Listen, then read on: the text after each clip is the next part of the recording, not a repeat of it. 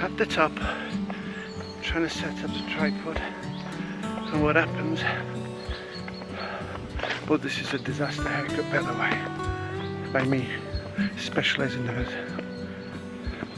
Get a call from my cousin. I'm parking in this space, he wants me to move. Well, the reason I'm parking in this space is because he doesn't want anybody else parking in it, so all of a sudden, what was the solution has become the problem. I don't know. That's some nice light up there as well, and a hell of a struggle to get up there. Things to talk about.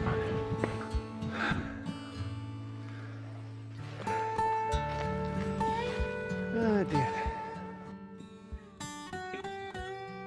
I wanted to film outside yesterday. I was very keen to do it because it looks like it's the only day of sunshine we're going to have for a while, and today's the day after, and it is beginning to rain now and it's very windy. So, seems to be a positive sunshine, of good sunshine anyway. So yesterday I got up early, did my French lesson. It was very good with the tutor. She's leaving. We all feel a sense of loss because she was quite unique and encouraging. And I looked after the tomatoes, made sure that they were supported, you know, and then I went to the Dingle to take some to film. And by the time I got there, the crisp blue sky and the hot sunshine, reasonably hot for us around here, it had gone and it had become milky. I wanted to film a certain part of the Dingle, I couldn't. There was a primary school crowd going round, being guided through the forest, and you know, good luck to them. So I couldn't film there, so then I decided to climb up to the top, and it got milkier and milkier. The idea was to find a dappled green area, sun dappled green area, and film there. But I couldn't, because first of all, I slipped a few times, took a few tumbles, nothing bad, it's just soft and very steep. So I just tumbled a few times, and I was setting up all the tripod and such, and I got a phone call which said, my cousin, as you've just seen. So the universe definitely seemed to be against me yesterday. And I do believe, you know, it's one of these little philosophies I've got, in that I should, you know, just keep your nerve at all times. Just blank your way through it, and you might even end up being in a better place, or even happier, you know, or at least, you know, gain experience of what not to do. So put that to one side, and it turned out in the end, it just didn't work. And the RAF were practicing, and nothing against that. It's just that it's a matter of timing. What I wanted to talk about today was multisensory map, but not in any detail, just casually. I'm going to the dogs. My face is melting, and I've got plantar fasciitis, which I could cure if I were to stop doing things, walking around, putting pressure on it. I'm not very good at doing nothing, so it continues. I had tennis elbow, got rid of that totally by ignoring it. I got tinnitus, and I've got floaters. Tinnitus is the hiss, constant hiss in your ears, and it's only constant if you pay attention to it. Most of the time I don't, and I hear it when I stop for any particular length of time. And the fridge freezer over there, it whistles occasionally. It just clicks on and then it whistles, and between the tinnitus and that, it sounds like the mothership is up there, is trying to contact me to get the hell away from there, because they know the place where there's sunshine and the person can sunbathe. I've told you before, I want to sunbathe because I want to purge myself of the depression that comes with just constant bad weather. So I got tinnitus, and it's not a problem. It is what it is, and you just live with it. In your decline, it's one of these indications of the incline of your general decline. So I've got that. And also, as I said, I've got floaters. Floaters are interesting because they are parts of, I think it's the retina, and they just bits fall off, and they float around in the humour. I think it's called aqueous humour in there, and light comes into your eye, and it casts a shadow using whatever this little floating thing is at the back of your eye where the retina is, so it becomes something apparent. And if you're working lots of time filming or in light with laptops, and it can, you're making it worse than it necessarily needs to be. And the optician tells me, don't worry about it. Just don't worry about it. Everything's healthy in there except for these bits floating around. And I'm convinced sometimes that I actually do see my past cats move around. I just catch them there periphery. And then I heard about something called pareidolia. Now, I thought originally that I was going to the dogs mentally, psychologically, in that I was seeing movements around me. I've always seen it, and it doesn't worry me. It never has worried me because I accept that there are things that I don't understand, and there are wibbly wobbly things that we seem to want to describe and people want to make, I don't know, careers out of. I don't.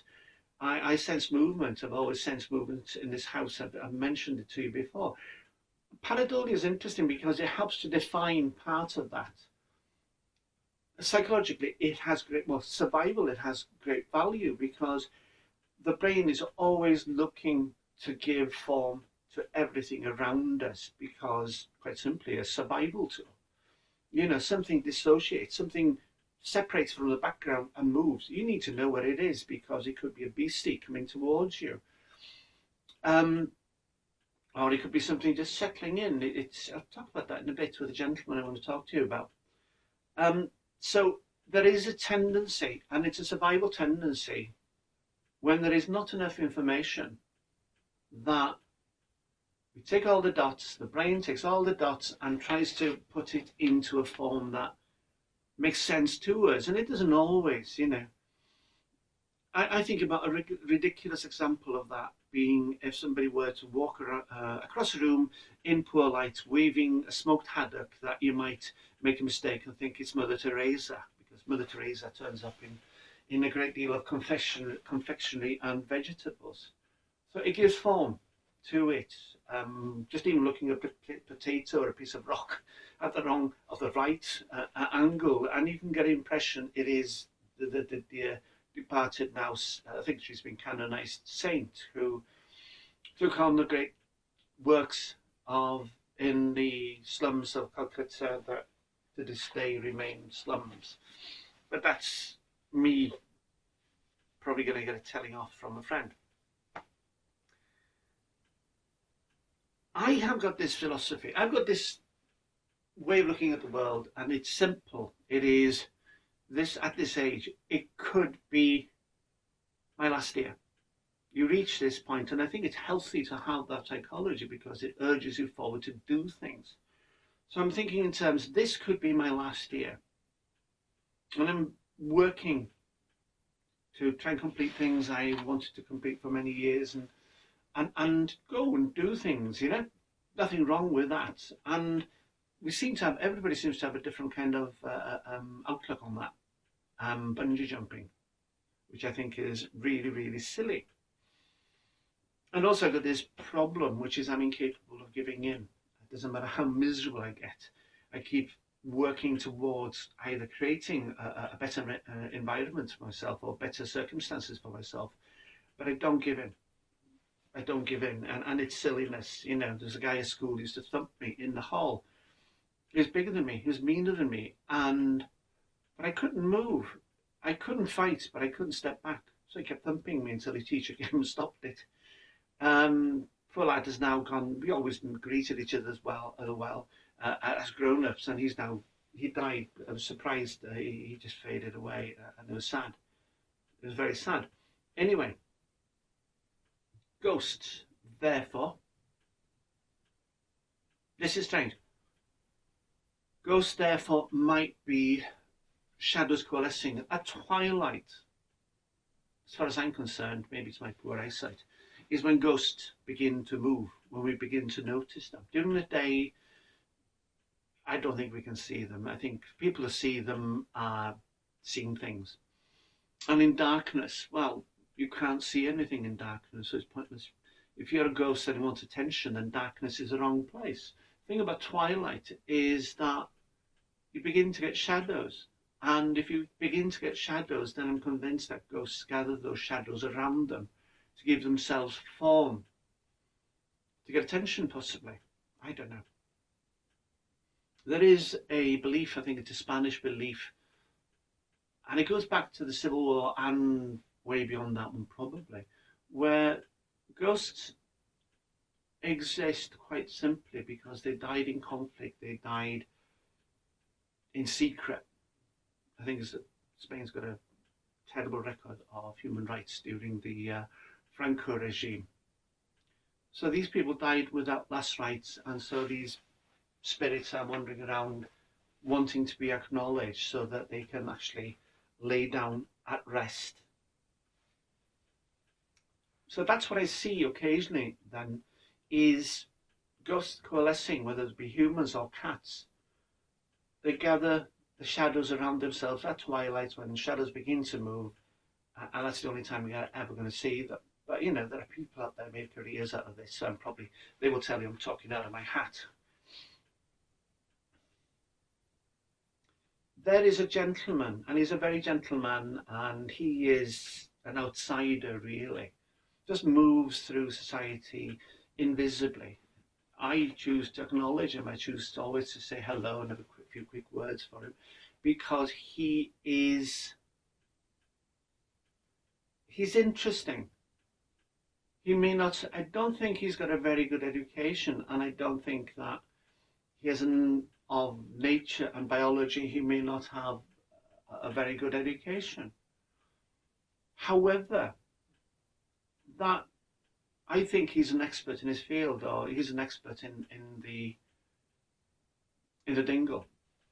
He's a tall lad, and generally you will encounter him early evenings, and again, you know, that time when light changes and we can start playing with pareidolia possibly, or mind does, and then we apply that insensible part of us, which is the common sense one, and say, no, it is a shadow, it's nothing more special than that. He sits there, calmly, quietly, on his own. He has a very small transistor radio. Transistor, God knows if there is any transistors in it, I don't, that left me years ago. But he listens to classic FM, like classical music, softly next to him. And he sits there. When I go past him, I'll ask him, how are you doing? What's going on? And he will give you sort of a quick profile of what's going on at the moment. He has, I think, this natural skill we all used to have as humans, the hunter within us, the hunting instinct. And that there's this ability to send out our sight and our hearing, so that noises that are out of the ordinary at that particular moment we can pick up.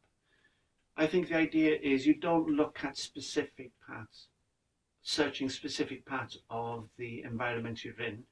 You look at it globally.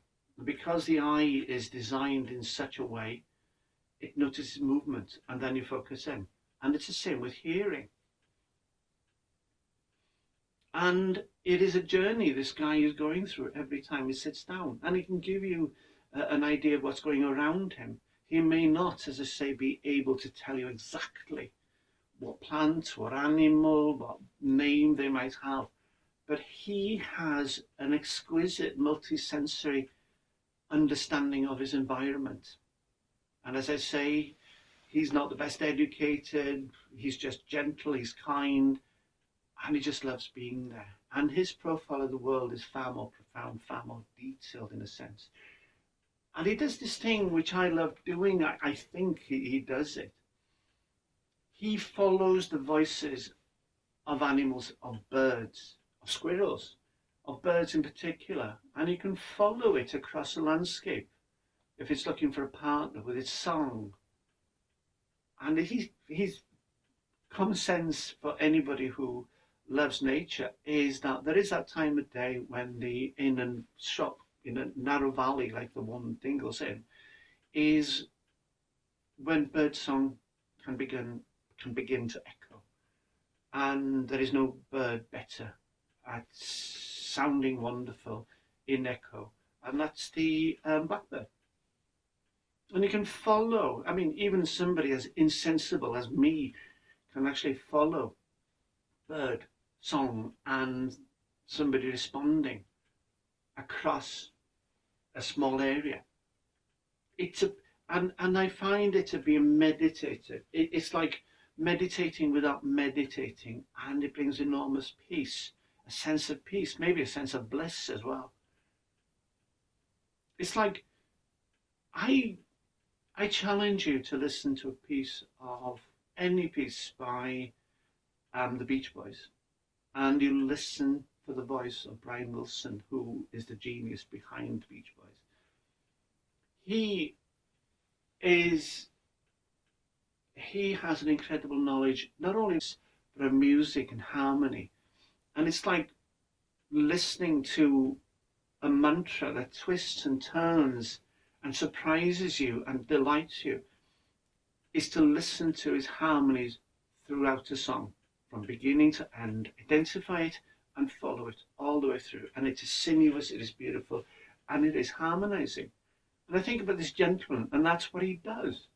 He has built up multi-layered, multi-sensory idea of the world in which he is sitting, and there are certain places that attract him back, because he said, I saw this here last time, I hope to see it again. I was thinking, you know, he's not as old as I am, but he will be. But he will still be looking at the world that way. You'll be looking to gather all the noises, the sounds, the colour of nature across the seasons, in order to create this little world in which he is central to. And I love that. And I'm thinking about myself with what I do, and it's similar in a sense, because there are certain moments during my day that can be blissful and they're unexpected. It's like learning how to meditate without meditating, learning without learning, in a sense. The body knows, the ears, the brain through pareidolia, and even the obstacles of tinnitus and floaters. I still get a nice profile of the day, and I love watching leaves blowing in the wind. I just wish I could smell sun-roasted dust, and when it rains, that I could smell that musk that tells me that rain was needed and the sunshine will be back. And I think that's it. You get this funk. As I said, I wanted to film in the Dingle, but it was a milky sunshine day, and the day got worse in a sense. I couldn't find a way of getting joy out of it. And then I was looking at the poor little old cat, and it didn't sort of raise my spirits, which is why I want to sunbathe. I want to burn all that away. I want to purge myself of that emotion. So we got this gentleman, and I'm close to him in the sense that, one, it's a joy to see him. Two, it's a joy to hear his report. And then I go to town and thinking, who's having fun at this stage of our lives? Is it this gentleman? Is it me? Or is it that bunch of guys in the mid-60s to mid-70s outside the pub, leaning on the railing, joking, having fun? So if they're in the way, they'll apologise. You know, well-mannered and actually decent guys. But God knows how many kids they've got between them and how much responsibility they've ever taken for those kids. You know, they are now at the age of between 65 and 75, and they're 14 years of age. And they occasionally get drunk, and it's never offensive. They occasionally get drunk and they have fun, and occasionally they will go down about $4 or $5 and they go to the bookies, to the gambling shop, and where they will put about, let's say, £2.50 on some donkey in a race in some other country.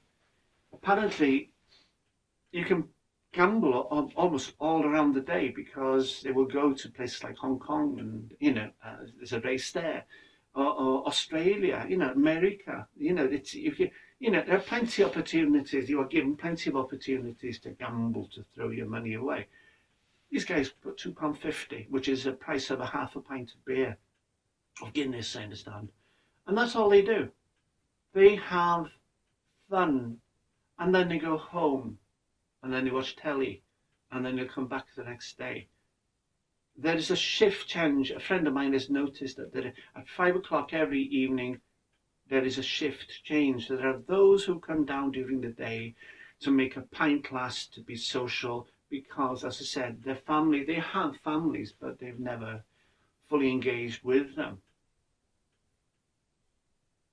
So they go home, and their multisensory experiences there are the television or the kettle, or they may get a can of beer out the fridge and go, and that's it. In there, if they were ever to think about it, I mean, a few of them have died recently. I wonder, are they thinking in terms of the last year of their lives? As in, a psychological motivator, as it were? Or are they just deciding, I'm going to be 14, I'm going to have fun, I'm going to get drunk, I'm going to have fun with my friends, I'm not going to be offensive to anybody? A friend of mine works in the pub, and she says that it's a close one during the day, because they come down, they don't spend much, how the pub makes money, I haven't got a clue. They'll come down and they'll have their pint, and it will last hours. And it's my friend says quite simply, it's close to which happens if they're drinking, if it's them drinking the beer slowly, or if it's evaporation. So how they make money, I do not know. So I just wanted to tell you about a gentleman who just sits there. I understand it. I'm close. What the other guys do and have fun, I wish I'd done it about 40 years ago. Did it to a degree, but not on a regular basis. There were mountains, there were cliffs, and there was a bit of travelling. That was far more important than just standing outside the same pub that they stood outside of about 40 years ago. God, that's depressing. But that's what they do, and they seem to have a great deal of fun, and they go home. I don't know what their state of mind is there. And none of them seem to be alcoholics, they just like to drink. And then you've got this gentleman who has built up this incredible world, self-educated. And he'll tell you that's a rat. That's not a rat, that's a squirrel. And he can give you a profile. And just stand there with him, and you would imbibe his knowledge. And every day for him reinforces the positive things he has chosen to bring into his life. And occasionally he'll have a can of lager next to him. I like that. I will sit in the evening and I'll have a bottle of beer now and then. And I will drink that while thinking or writing. And he's doing exactly the same thing. The world for him, even in such a small place, is massive, because it's multi-layered, it's multisensory, and he is forever following the voice of Brian Wilson as he harmonizes in wonderful songs of the Beach Boys. That's what I wanted to talk to you about. I feel better, more elevated, talking about that, which is what I wanted to talk about yesterday. This is an artificial setting, artificial lights. I wanted to do it in sunshine yesterday. I also wanted to purge myself of the despair that comes with a Welsh summer, which is something that doesn't happen. Apparently, I'm told that the temperatures in this country will rise to about 30 degrees, matching LA. Not here it won't. It's hot everywhere, but here it was 17, 18. So I'm glad that I'm just thinking about some people and how they live their lives, and one makes me laugh, the lads outside the pub, but the one that makes me think the world is a far bigger place if you just stop and listen, and it becomes meditative, it can become blissful. That's it. Started well yesterday morning, French with Carol, our tutor, and the usual bunch of characters, well educated and just having fun in another language, and joking and conversing respectfully and courteously, as do the lads outside the pub, except the voices get loud. So going from yesterday's disasters, from a beautiful start, I find myself now in a good place thinking about this guy who, even though it's raining this afternoon, he may well be there this evening when the shadows begin to move, when the voices become more echoing and distinct. Yeah, I'm envious of him. Now, I've got my own roots, that's his, and the guys outside they've got their own roots, and we're all generally okay, I think. And that's it, nothing more to tell you. So I hope you're well. I wish you all good health, good well-being, and happy moments and happy thoughts. And listen, if anything in there tickled your fancy, then give me a like. And if you want to pass any comments, then I'd be delighted to receive them, and maybe we can have a conversation. Subscribe. So like, comment, subscribe. Take care. Warmest regards.